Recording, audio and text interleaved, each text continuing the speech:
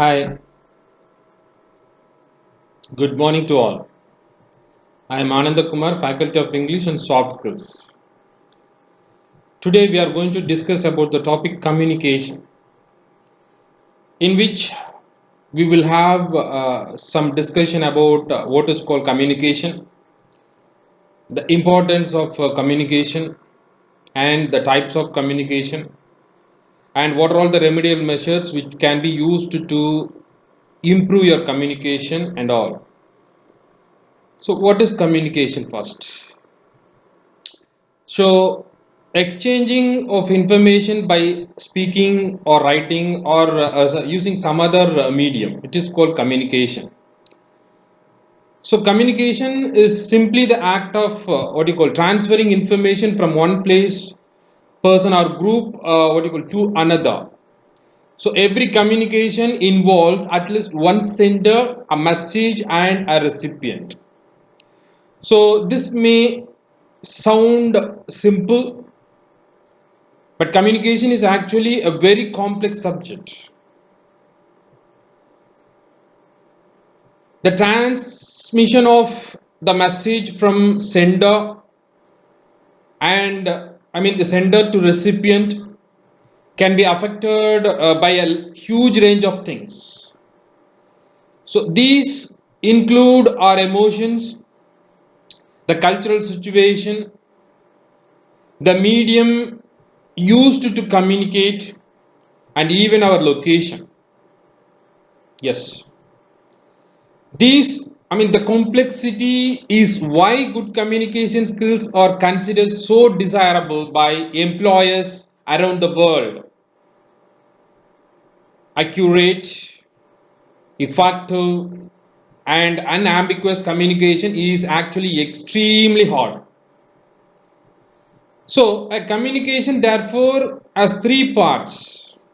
The sender, the message, and the recipient. So the sender encodes the message usually in a mixture of words and non-verbal communication.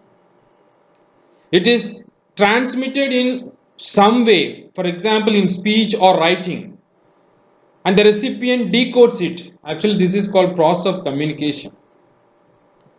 Of course, there may be more than one recipient, and the complexity of communication means that each one may receive a slightly different message. Two people may read very different things into the choice of words or body language. And it is also possible that neither of them will have quite the same understanding as the sender.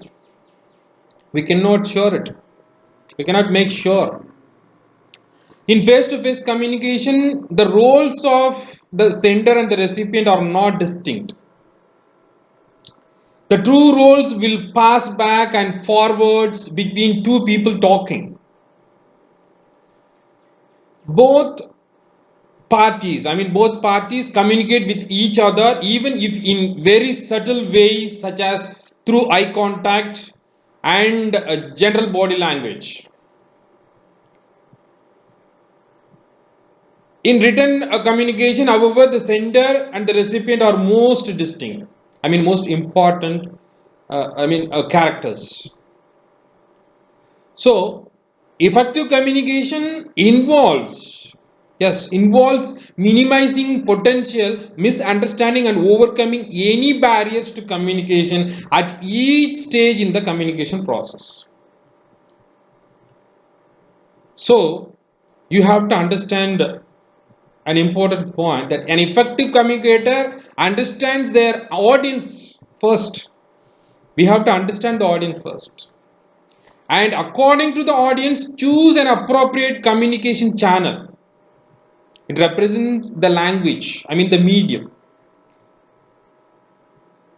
and hones their message to this channel and encodes the message to reduce misunderstanding by the receivers, by the audience. So the first important thing is you have to understand the audience first, and you change your pedagogy according to the audience expectation or the capacity or like potential of your audience. So according to that, you just tune your pedagogy, I mean your method. So they will also seek out feedback from the receiver as to how the message is understood, and attempt to correct any misunderstanding or confusion as soon as possible. So receivers can use techniques such as clarification and reflection as effective ways to ensure that the message sent has been understood correctly or not. So next, so far we are seeing that, I mean, the importance of communication. What is called communication and importance of communication. Now we are going to discuss about the communication process. We have to understand the process. I mean, what is the process of communication? So communication channels, like what do you call communication channel, is the term given to the way in which we communicate. In which we communicate. It is therefore the method used to transmit our message to a recipient or to receive a message from someone else. There are multiple communication channels available to us today. These include face-to-face conversations, telephone calls, text messages, email, the internet, I mean, including social media such as Facebook and Twitter also. Then radio and TV, I mean television, written letters, brochures and reports. So these are all, I mean, the channels which we communicate with others. So how to communicate through this platform, either face to face or like telephone, whatever may be. So choosing an appropriate communication channel is vital for effective communication. Each communication channel has different strengths and weakness. For example, broadcasting news of an upcoming event via a written letter might convey the message clearly to one or two individuals. It will not, however, be a time or cost effective way to broadcast the message to a large number of people. On the other hand, conveying complex or technical information is easier via a printed document than a spoken message. So the recipients are able to assimilate, I mean, understand the information at their own pace, I mean, their own style, and revisit their revisit anything that they do not fully understand.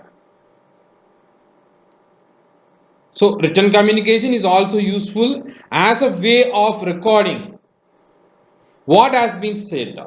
Yes, it's very important. What has been said. For example, by taking minutes in a meeting. So what is another segment of communication process? That is encoding. I mean, encoding messages.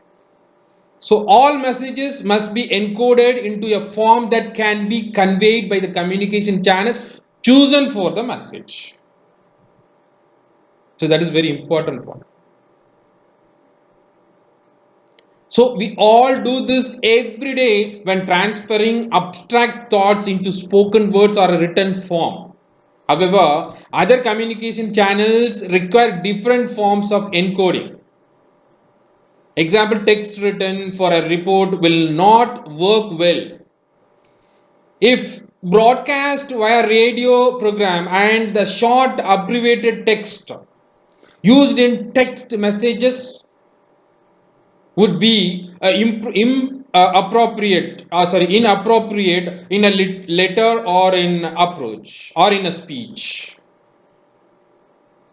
So complex data may be best communicated using a graph, chart, or other visualization. That is visual communication. So simply we are preferring visual communication for interpreting a complex data or explaining a complex data to the audience. So effective communicators encode their messages so that they fit what you call they fit both the channel and the intended audience. They use appropriate language, conveying the information simply and clearly. They also anticipate and eliminate causes of in confusion and misunderstanding. They are generally aware of the recipient's experience in decoding similar communications. Usual encoding of messages for the audience and channel is a vital skill in effective communication.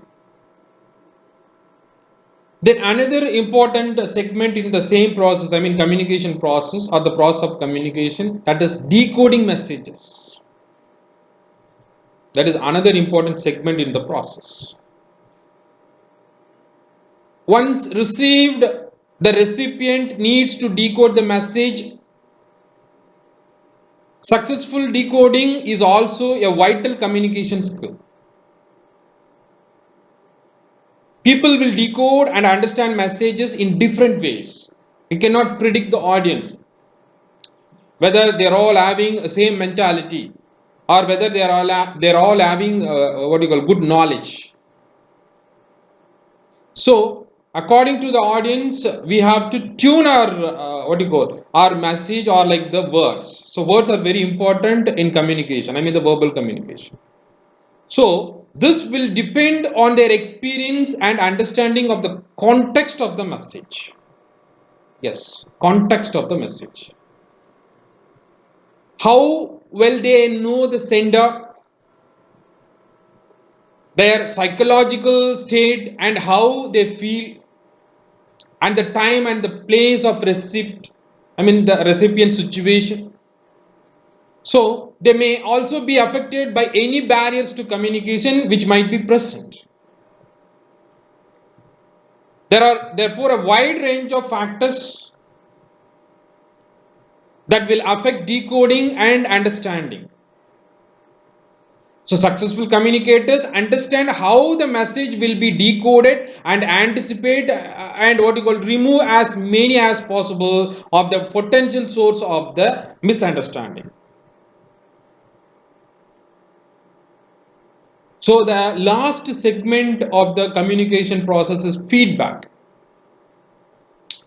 So the final part of communication is feedback. The recipient lets the sender know that they received and understand the message.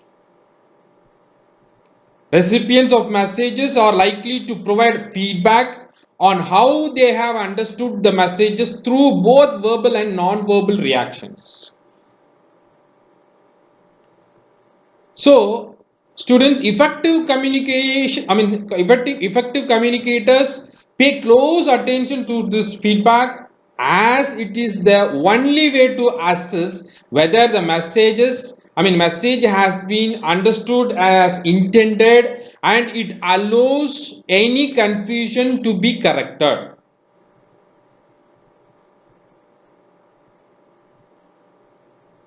Keep in mind that the extent and form of feedback will vary with the communication channel. Feedback during a face-to-face or like telephonic conversation will be immediate and direct. And after once if you did the process, the feedback to the messages conveyed via TV or radio will be indirect and may be delayed or even conveyed through other media such as the internet. So the types of communication, another important chapter of today's topic. Types of communication. Generally, the types of communication, I mean, there are several different ways we share information with one another, no doubt. For example, you might use verbal communication when sharing a presentation with a group. With a group. So you might use written communication when applying for a job or sending an email. Generally, we have four types of communication. It has been categorized into four types. Like verbal communication, non-verbal communication, written communication, and the last type is visual communication. So we have to see the types of communication step by step, one by one. So first, verbal communication. So what is verbal communication? So verbal communication is the use of language to transfer information through speaking or sign language. We are using words to deliver our message. It is called verbal communication. It is one of the most common types, often used during the presentations, video conferences, and phone calls, meetings, and one-on-one conversations. So verbal communication is important because it is an efficient and moreover it is an effective one.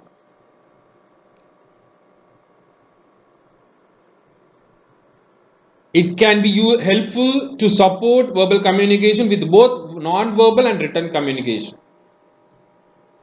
Here are a few steps you can take to develop your verbal communication skills. So what are all the steps have to be observed? So the first one, if you ask me, the first step, use a strong, confident speaking voice. Your voice modulation. Especially when presenting information to a few or group of people, be sure to use a strong voice so that everyone can easily hear you. So be confident when speaking so that your ideas are clear and easy for others to understand.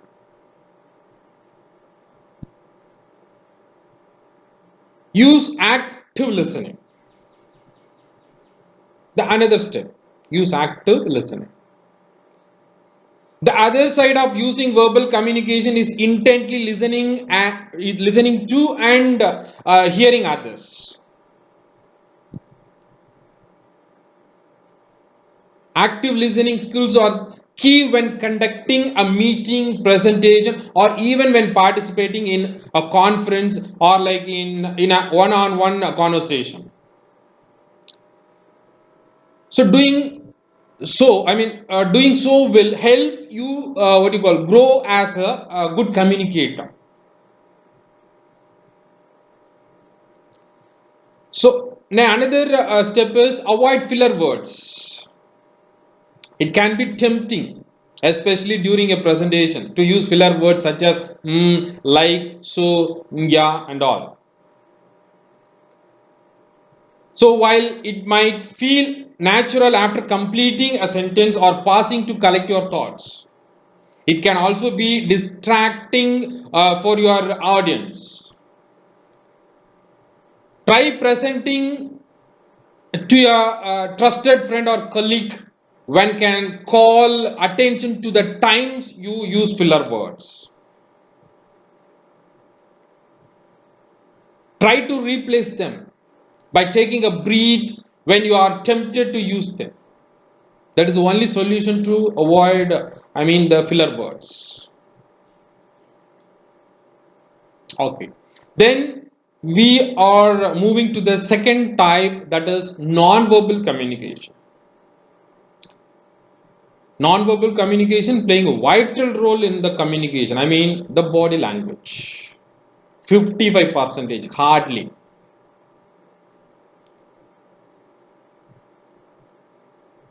It is an integral part of communication. So without body language, non-verbal communication, we cannot convey the message to the people or to the group or to a person accurately and correctly. So it is playing vital role in communication. So non-verbal communication is the use of body language, gestures and facial expressions to convey information to others. It can be used both intentionally and unintentionally. For example, you might smile unintentionally when you hear a pleasing or enjoyable idea or piece of information. Nonverbal communication is helpful when trying to understand others' thoughts and feelings. If they are displaying closed body language, such as crossed arms or hunched shoulders, they might be feeling anxious, the angry or nervous. If they are displaying open body language with both feet on the floor and the arms by their side or on the table, they are likely feeling positive and open to information. Here are a few steps you can take to develop your non-verbal communication skills. So what are all the steps? Let's see. Notice how your emotions feel physically. That is the first step in non-verbal communication to improve your non-verbal communication. So notice how your emotions feel physically. Throughout the day, as you experience a range of emotions, anything from energized like bored or happy or frustrated, try to identify where you feel that emotion within your body. For example, if you are feeling anxious, very nervous, you might notice that your stomach feels tight. So developing self-awareness around how your emotions affect your body can give you greater mastery over your over your external presentation. Then the second step, be intentional about your non-verbal communications. Be intentional about your non-verbal communications. Make sure an effort to display positive body language when you feel alert, open, and positive about your surroundings.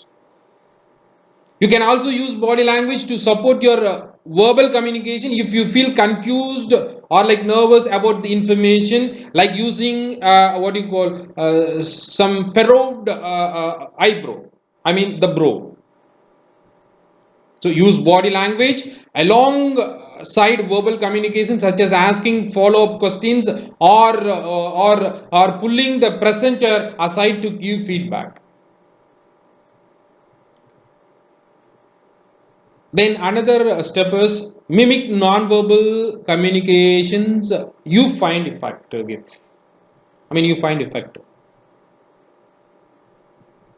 If you find certain facial expressions or body language beneficial to a certain setting, use it as a guide when improving your own non-verbal communications. For example, if you see that when someone nods their head, it communicates approval and positive feedback efficiently. Use it in your next meeting when you have the same feelings.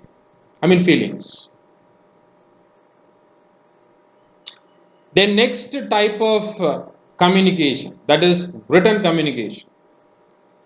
So written communication is the act of writing, typing, or printing symbols like letters and numbers to convey information.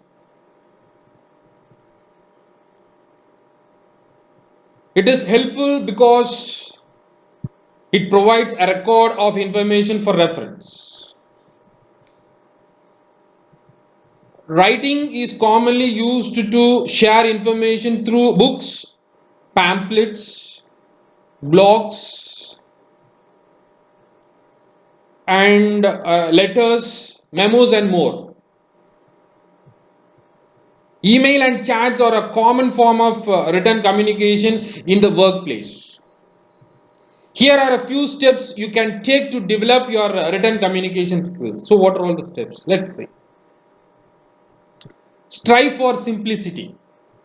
It means you write whatever you feel in a simple sentence. Prefer only simple words. Strives for simplicity. When written communication should be as simple as clear as possible. While it might be helpful to include lots of detail in instructional communications, for example, you should look for areas where you can write as clearly as possible for your audience to understand.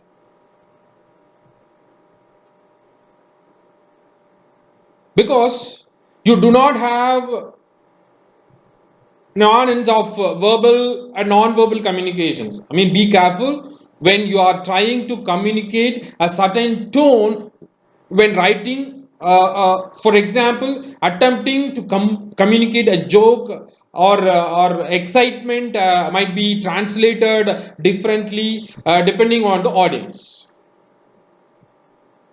Instead,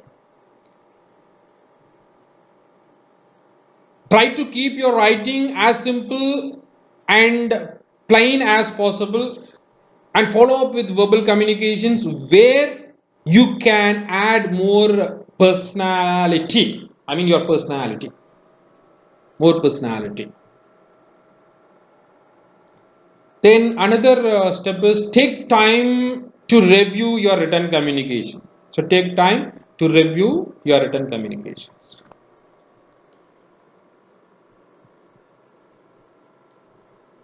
Setting time aside to reread your emails, letters, or memos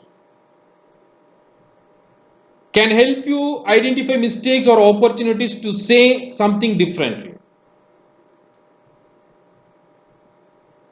For important communications or those that will be sent to a large number of people, it might be helpful to have a trusted colleague review it as well.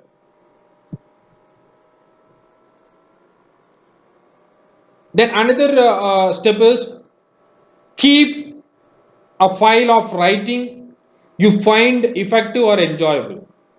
So keep a file of writing you find effective or enjoyable. That is another step to improve your written communication.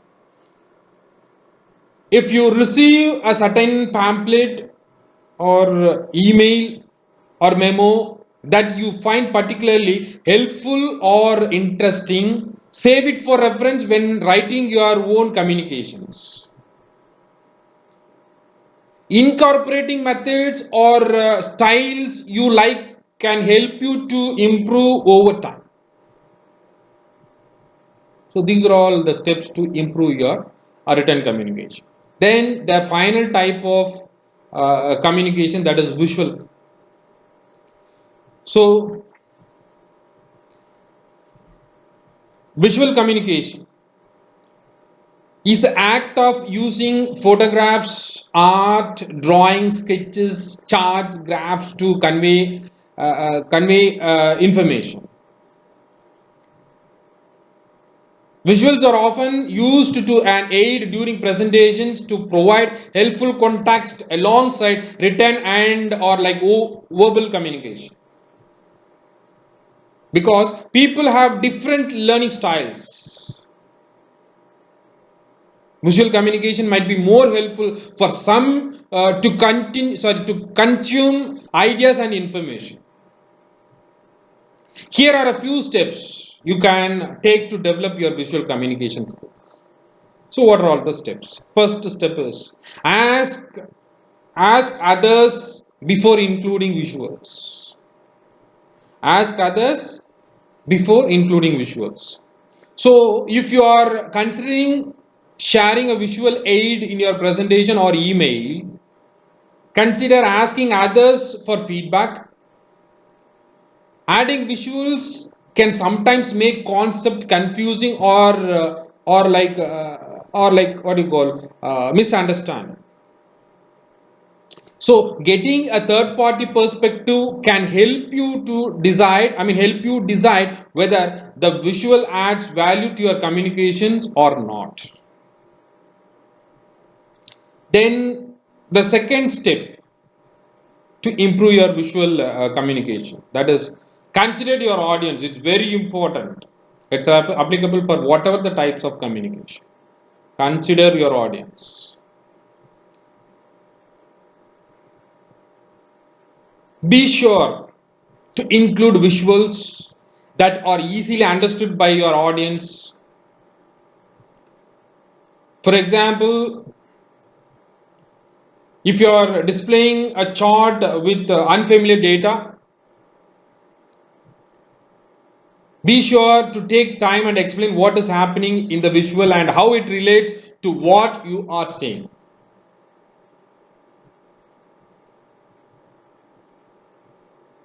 You should never use sensitive, offensive, violent, or graphic visuals in any form.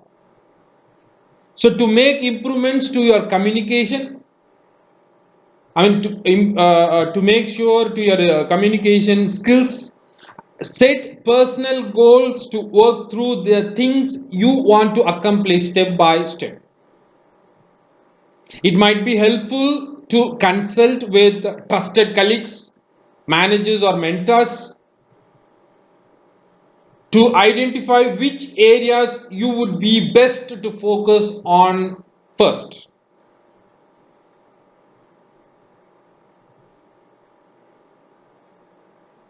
So, understanding is the first step to improvement.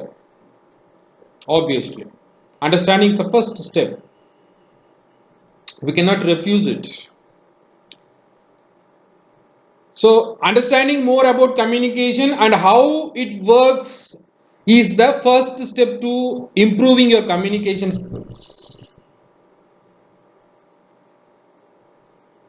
A good understanding of the process and how it operates will help you to ensure that you become a better at encoding and decoding messages.